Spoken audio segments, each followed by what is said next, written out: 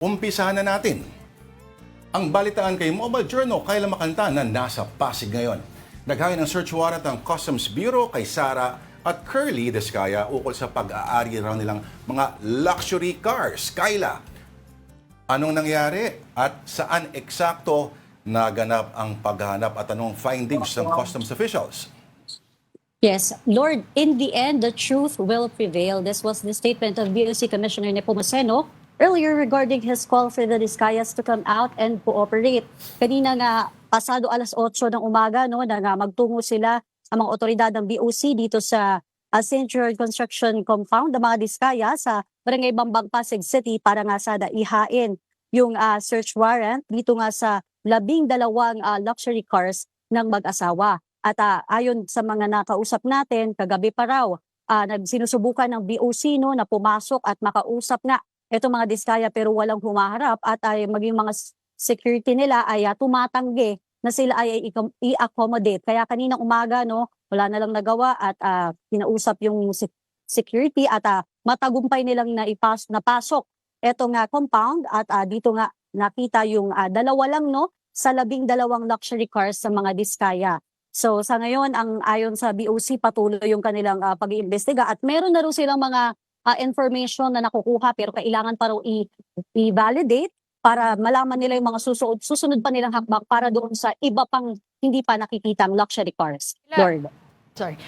Kayla, sorry. So simula kagabi yung attempts, ano? Ilang attempts in total? At bakit 12 lang yung identified ng BOC? Kasi kahapon, ang sabi ni Sara Descaya, 28 daw yung kanilang luxury cars. Actually, sa prior naman na statement, sa mga lumalabas, 40 daw. Bakit pa iba? Oo, bakit iba-iba yung number of luxury cars na lumalabas? At bakit nga 12 lang yung identified ng BOC? Kagabi yung unang beses na sinubukan nilang pumasok para nga gawin yung inspection pero sa walang napuntahan no, yung kanilang pag-aantay at pakikipag-usap dito sa mga staff dahil nga walang sumasagot sa kanilang mga katanungan din. At kaninang umaga yung pangalawang beses, pagdating dito sa mga sasakyan ayon kay Commissioner Nepomuceno, no, itong 12 lang daw yung nakuhanan na nila ng mga dokumento. So kailangan kasi para i-apply yung sa search warrant, kailangan kumpleto yung mga impormasyon. At pero patuloy pa rin nilang tinatrabaho no yung pagdating doon sa mga natira dahil nga ayon dito kay Sara Descaya nasa 28. So eto muna yung kanilang pinagtutuunan ng pansin, yung 28 na claim nitong mga Descaya at ayon nga sa kanila kung lalabas sila at ipapakita yung mga dokumento para malaman no kung legal ba talaga yung proseso ng pag-acquire. Wala naman daw magiging problema kung illegal naman no at mapatunayan nga na smuggled. Eto nga ilan dito hahantingin din, hindi lang syempre yung mga bumili, pero syempre yung nag-import, no, yung dealer nito nga mga sasakyan na, Dennis. Chine-check lang naman kung nakapagbayad ba o nakapagbayad ng mga tamang mga fees. No? Pero lumalabas pala, nakita daw nila kanina ito, yung isang attorney sa Customs, naka-live siya kay Manong Ted Filon, as they speak kanina, meron din pala siyang mga locally purchased ng mga Japanese vehicles. So it's not all imported SUVs. Pero kanina ba, Kayla, may mga na-check sila ng mga pasok naman, may valid naman na mga dokumento na nakapagbayad ng tamang mga fees? Meron ba? Sorry, kung meron bang nakita mga dokumento? Hindi, kung yung mga chinek nila ay pasok naman ba sa kanilang na-discover nakapagbayad naman pala, may ganun ba?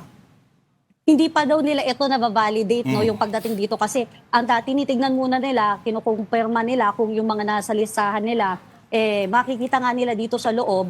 Pero yung dalawa, pasok naman doon sa tinitignan pero hindi pa nila masabi yung pagdating doon sa iba pang impormasyon dahil daw kailangan daw talaga tiyak para hindi magkaroon ng problema no, sa pagsasampa. At yung isang ang tinitignan kasi may mga nagtatanong bakit daw nakita na yung dalawa, hindi pa kinuha. Siyempre, panibagong warrant na naman yung kakailanganin dito, no, yung tinatawag na WSD. So, ang sinasabi nga ng BOC, no, kung hindi lalabas yung mga Discaya, kung hindi nila kukumpirmahin yung pagkaugnay dito sa kanilang mga pagmamayaring sasakyan, mapipilitan sila na mag-apply ng WSD, yung Warrant of seizure and detention. At kapag ganun nangyari, talagang kukunin na itong mga sasakyan na nandito, which is dalawa na lang, at yung iba pa, hahanapin. Pero sabi nila, may information na raw at hindi naman na din daw makakatakas yan dahil naka-timbre na rin ito sa HPG. At yun nga, sinasabi ni Commissioner, sa huli, walang mapupuntahan kundi makuhuli at makukuha rin naman ito nga mga luxury cars nga na mga Diskaya. Lord.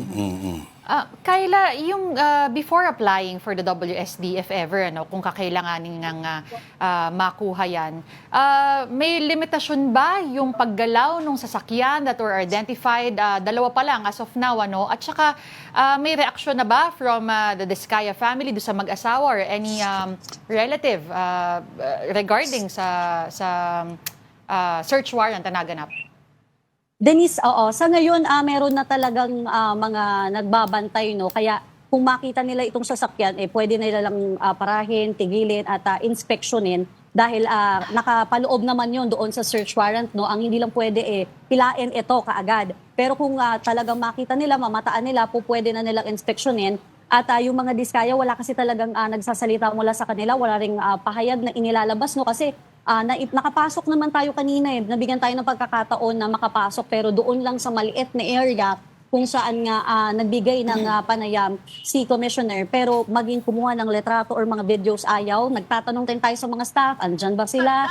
Sino bang Diskaya yung nandito sa loob? Walang sumasagot, no? Pare-pareho silang sinasabi na hindi nila alam, wala silang alam, ayaw nila magsalita at pinagbabawal talaga nila na kumuha ng anuman, larawan, video. At nung nakapasok kami, agad-agad din kami pinaalis. Sinabi na tapos na, alis na kayo. Kaya talagang hindi na rin namin nagawang masilip. Pero nakita natin doon sa parking yung mga ambulansya, no? At base doon sa napanood kong video na inilabas ng DOC, nandoon yung mga luxury cars. So nakaharang yung ambulansya dito nga sa kanilang parking. Oo. Denise. Hindi naman katakataka na biglang hindi na matatagpuan yung iba sa koleksyon. Last week pa in-announce ito Last week pa in-announce ng customs na magkakaroon sila ng pag-i-inspect doon sa mga kotse ng mga Diskayas. Pero, Kayla, okay, meron bang binanggit kung doon sa 12 ng luxury cars na nasa listahan, yung tatlong nakita, kung ano-ano ba yung mga kotseng yun? Yung dalawa dito siya nakita, Lord, no? Yung Maserati and yung Land Cruiser. So, yun pa lang. Silipin lang natin, no? Kasi may bumukas yung gate. Kanina pa kasi tayo nagbabantay. Oo. Okay, wala. Ayan, kasi napansin din natin, no, na labas-pasok yung mga sasakyan. Hindi ko na ata mabilang kung ilan na yung lumabas at pumasok na sasakyan. Pero hindi kasi maaninag, no, kung may sakay ba. Minsan, dito lang tumatawid dahil dalawang building ito na magtatapat. So, wala pa rin tayong nakukuhang statement kasi mula sa mga Diskaya, kahit mula dito sa kanilang mga tao. Pero yung doon, no, nabanggit mo kanina, Lord, kasi nagtanong-tanong din tayo doon sa mga residente at may narinig tayo. Yung sabi nila, naku, nalabas na nga daw pa isa-isa. Yun yung sabi nung ilang residente dito, no? Kasi nga, ang sabi naman ni BOC, Tuesday, trinabaho itong pag-inspeksyon. Siyempre, kailangan daw na sumailalim, no, doon sa legal na sa proseso. Kaya ngayon lang na isagawa. Pero mabilis naman na daw ito kung ating titignan. Yan. Yung mga tao ba dyan sa labas, Kayla, nagpapa-picture ba sila? At yung mga tropa mo dyan sa gilid, ba't wala silang pasok ngayon? Nako, bakit daw wala kayong pasok? Wala, hindi sumasagot. Parang mga Alam ko Diskaya, na. hindi sumasagot. Kayla, taga dyan ba sila, yung mga bata? Taga dyan sila? Taga dito kayo? Yan ang maganda tanungin, di ba? Hindi nagsisinungaling yung mga loob bata. dito, nakapasok na kayo? Maganda sa loob. Ilan yung sasakyan? Madami daw. Huwag kayo tumingin kasi minor. Tama yan. Pero ayun nga, no, kanina may batang dumaan, sabi niya sa amin, napakadami yung isa lang si Sarah, sabi. Pero ayun, naka-standby lang tayo para kung ano mang iba pang kaganapan yung mangyari, kung may dadating pa ba, or kung may lalabas ba mula dito sa mga Diskaya, abangan natin.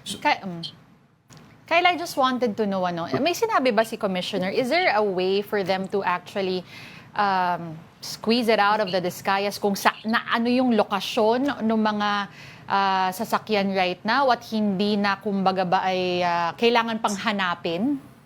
Ang sinasabi nila, Denise, no, na meron na daw silang impormasyon. So, hindi sila ganun ka-worried pagdating doon sa iba pang sasakyan na hindi na nakita dito dahil meron naman daw silang impormasyon. Yun nga lang, kailangan daw nilang siguruhin talaga at kailangan nilang maging maingat sa kanilang mga hakbang para tuloy-tuloy, no, na matapos na itong ang pag-inspeksyon at lumabas kung ano ba yung totoo at mapanagot syempre, no, yung mga responsable. Pero ang panawagan lang nila sana, yung mismo mga Diskaya ay lumabas para sa kanila mismo manggaling, no? Pwede naman daw nga in good faith, nabili nila itong mga illegal na sasakyan nang hindi nila alam. So binibigyan na sila ng benefit of the doubt. Yun na lang talaga, sana lumabas sila at klaruhin nila itong pagdating dito sa kanilang mga sasakyan. Isipin mo lang, yung presyo ng isa niyan, ma-estimate mo. Tapos, pag imported pa, ang tax niyan ay 100%. So, doble ng presyo halos. Ngayon, yung iba, ginagawa nila, siniskip nila yung pagbabayad ng tax, for some reason naninindyak, kaya hindi ganun kalaki ang bayad nila. Oy, pero kahapon may mga binanggit na presyo si Sara Diskaya at milyon-milyon ang presyo ng kotse. Oy, Kayla, baka nandyan yung payong. Baka pwedeng makita. Oo, ano ba itsura ng payong? Gano'ng kaganda yung payong na yon para bili mo yung buong kotse para makuha mo lang yung payong. Diba? Wala kanina sinisipat-sipat natin nung nakapasok tayo kaso hinaharang ako Baka tayo mapaalis pero tingnan natin no kung babigyan pa tayo ng pagkakataon kasi baka makasuhan tayo. Kaya hindi rin Huwag tayo ganon. pipilit. Oo. Doon Oo. sa loob. Sa mga commercial establishments, pag nandun yung sasakyan, may authority daw yung customs noon mag-inspect. Pero pag nasa loob ng isang private property, ibang usapan pa. So may kailangan pa ng isang kumbaga dokumento. Oo. Speaking of, Kayla, search warrant, meron pa bang panibago o susunod pa? Sa ngayon wala pang sinabi kaugnay sa mga iba pang warrant na ilalabas no kasi kanina yun nga lang sinabi mapipilitan daw na gamitin ang kapangyarihan kung talagang hindi makikipag-cooperate. Pero binigyan pa nga ni Commissioner ng palugit hanggang bukas no pero nung tinanong natin ano ba yan sir deadline ba yan yung bukas sabi niya hindi dapat ngayon na kasi ngayon pa lang tumitimbre na sila sa iba pang authority para nga dito no kasi nga hindi nakikipag-cooperate. Pero kung talagang walang mangyari, halimbawa ngayong araw walang maging movement, no? Mapipilitan talaga sila na mag-apply na o baka di natin alam, baka nag-apply na wala, no? Kasi nga wala talagang naririnig from the Diskayas. Alright. Maraming salamat sa inyong report ng ating mobile journal. Nandiyan sa Pasig ngayon, sa opisina ng mga Diskaya, si Kayla Makantan. Thanks, Kayla.